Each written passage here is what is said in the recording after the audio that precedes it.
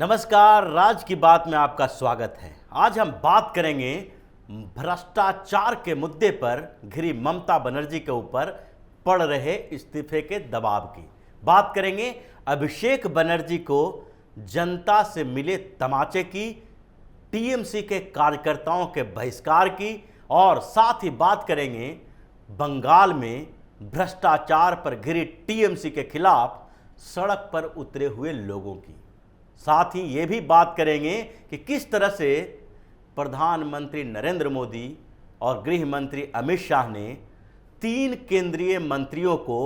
पश्चिम बंगाल में ममता के फील्डिंग के लिए लगा दिया है, जिसके बाद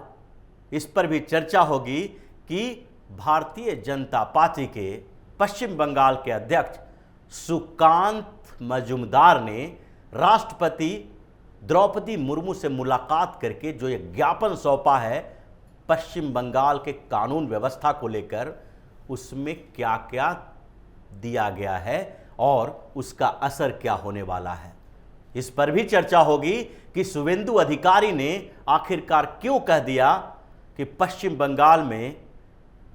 लोकसभा चुनाव से पहले ही विधानसभा का चुनाव होगा। कार्यकाल पूरा नहीं कर पाएंगी ममता बनर्जी, क्योंकि पश्चिम बंगाल में टीएमसी के भीतर हड़कंप मचा हुआ है और कई विधायक ऐसे हैं जो पार्टी छोड़ने के लिए मौका तलाश रहे हैं और यही कारण है कि पश्चिम बंगाल में कभी भी बड़ा खेल हो सकता है। तो शुरुआत करते हैं भ्रष्टाचार के ऊपर घिरी हुई ममता बनर्जी के ऊपर पड़ रहे दबाव की। ममता बनर्जी अपनी छवि सुधारने के लिए एक बड़ा स्टेप ले सकती हैं इसकी। शुरू में ममता बनर्जी ने भ्रष्टाचार के मुद्दे पर अपने नेताओं को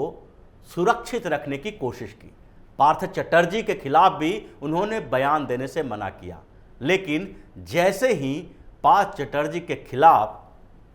टीएमसी के अंदर ही विद्रोह होने लगे, कुछ नेताओं ने आगे बढ़कर पार्थ चटर्जी के खिलाफ बोलना शुरू किया, क्योंकि उन्हें जनता को जवाब देना था। अपने क्षेत्र में जब वो जा रहे थे तो उन्हें काले झंडे दिखाए जा रहे थे, चप्पलों की बारिश हो रही थी और इसलिए डर से इन लोगों को जरूरी हो गया कि पार्थ चटर्जी का विरोध करें, उन्हें तत्काल टीएमसी से बर्खास्त करने की मांग करे, ताकि जनता को कम से कम ये लगे कि उनका अपना नेता भ्रष्टाचार के खिलाफ है। ममता बनर्जी के ऊपर दबाव पड़ा और पार्थ चटर्जी को बाहर का रास्ता दिखा दिया गया, लेकिन पार्थ चटर्जी का मुद्दा अभी ठंडा भी नहीं हुआ था कि अनुव्रत मंडल को सीबीआई ने गिरफ्तार कर लिया। यह गिरफ्तारी पशु तस्करी के मामले में हुई है और इसमें टीएमसी का एक बड़ा नेटवर्क शामिल होने की पूरी संभावना बताई जा रही है। अब स्थितियां यह हो गई है कि ममता बनर्जी तक जांच की आंच पहुंचने वाली है, क्योंकि पशु तस्करी और एसएससी स्कैम में ममता बनर्जी का नाम भी सामने आ रहा है। कांग्रेस के नेता अधीर रंजन चौधरी ने तो प्रेस कॉन्फ्रेंस करके पश्चिम बंगाल में ईडी और सीबीआई की कार्रवाई को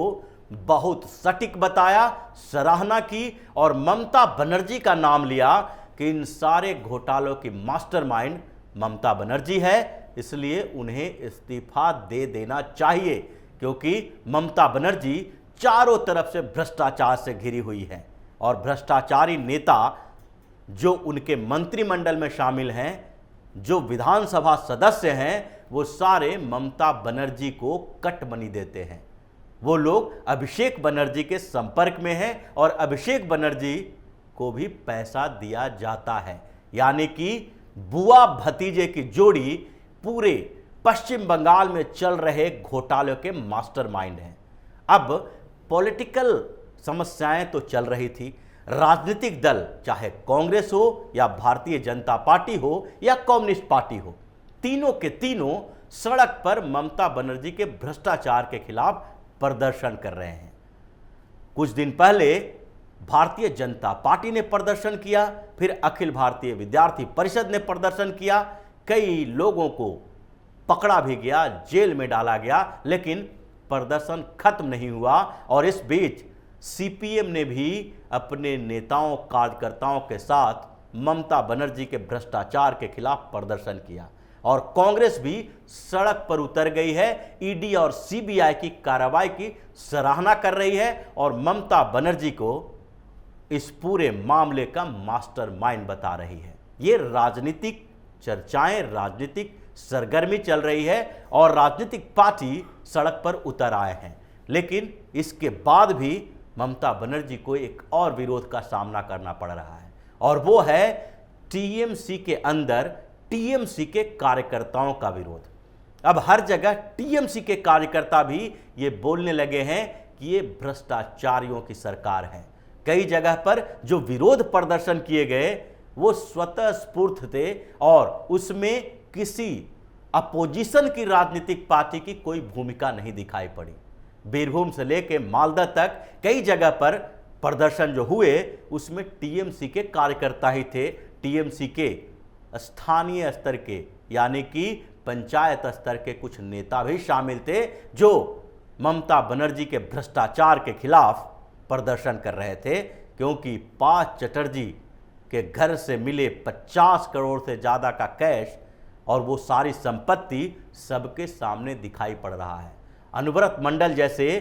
बड़े पशु तस्कर के खिलाफ जो कार्रवाई हुई है उससे बीरभूम के लोग नाराज इस बात के हैं कि ये लंबे समय से तस्करी कर रहा था और इसको ममता बनर्जी का संरक्षण प्राप्त था। ये सारी स्थितियां बदल गई है और सबसे बड़ा झटका ममता बनर्जी को इस बात को लगा कि जब इसी भ्रष्टाचार में घिरी टीएमसी को ऊपर निकालने के लिए, छवि सुधारने के लिए अभिषेक बनर्जी पिछले एक सप्ताह से पश्चिम बंगाल के दौरे पर निकले हुए हैं। अभिषेक बनर्जी बार बार ये बात कह रहे हैं कि अब भ्रष्टाचार के साथ समझौता नहीं किया जाएगा, जो भी भ्रष्टाचार में शामिल होगा उसको बाहर का रास्ता दिखाया जाएगा। इसके लिए वो मालदा पहुंचे, उत्तरी दिनाजपुर, दक्षिण दिनाजपुर में बैठकें की, साथ ही उन्होंने जलपाईगुड़ी में भी बैठक की, नादिया में भी बैठक की और इन सब जगहों पर उन्हें एक बड़ा विस्फोटक स्थिति दिखाई पड़ी, क्योंकि टीएमसी के बैठक में ही अभिषेक बनर्जी के सामने कुछ सवाल खड़े किए गए और ये सवाल थे सिर्फ पार्थ चटर्जी को लेकर नहीं, अनुव्रत मंडल को लेकर नहीं, बल्कि अभिषेक बनर्जी को लेकर। अभिषेक बनर्जी से कुछ कार्यकर्ताओं ने तो सीधा सवाल पूछ दिया कि आप भी तो भ्रष्टाचार में शामिल हैं, आपके ऊपर ईडी की जांच चल रही है, आप शेल कंपनियों से पैसे का हेरफेर करते हैं, कोयला घोटाला में आपकी और आपकी पत्नी दोनों का नाम सामने आया है, आपकी सारी फर्जी कंपनियां सामने में दिखाई पड़ रही है, इस पर आप सफाई क्यों नहीं देते, क्यों नहीं कहते कि सच्चाई क्या है? आपके अकाउंट जो जब्त किए गए हैं उस पर आप प्रेस कॉन्फ्रेंस करके टीएमसी के कार्यकर्ताओं को सेटिस्फाइड क्यों नहीं करते कि आपका नाम गलत तरीके से लिया जा रहा है? आपने अभी तक कोई प्रूफ क्यों नहीं दिया, जबकि कोयला घोटाले में नए नए खुलासे हो रहे हैं। पार्थ चटर्जी का नाम भी कोयला घोटाले में शामिल किया जा रहा है और दूसरा एक रैकेट जो पश्चिम बंगाल में कोयले के स्मगलिंग को लेकर था उसकी भी जांच चल रही है, उस पर भी नए नए खुलासे हो रहे हैं। 8 आईपीएस अधिकारियों को दिल्ली तलब किया गया है, क्योंकि ये आईपीएस अधिकारी वो हैं जिनकी ड्यूटी उस रूट पर थी जहां से कोयले का काला कारोबार किया जाता था, उसके स्मगलिंग की जाती थी। और इन लोगों से ईडी पूछताछ इस बात की कर रही है कि जब ये करोड़ों की स्मगलिंग किए जा रहे थे, कोयला की चोरी की जा रही थी, तो आप वहां पर जिला अधिकारी थे, आप वहां पर जिले के पुलिस विभाग के प्रमुख थे, तो इन चीजों की जानकारी आपको थी या नहीं थी? थी तो आपने कौन सी कार्रवाई की, या फिर कट मनी के कारोबार में आप लोग भी शामिल हैं? और अगर शामिल हैं तो आपके खिलाफ भी कार्रवाई होगी। ये सारा जो भ्रष्टाचार का खेल चल रहा है उस पर अब इतना बड़ा दबाव जनता और पॉलिटिकल पार्टियों का ममता बनर्जी के ऊपर पड़ने लगा है कि ममता बनर्जी पूरी तरह से खामोश हो गई हैं।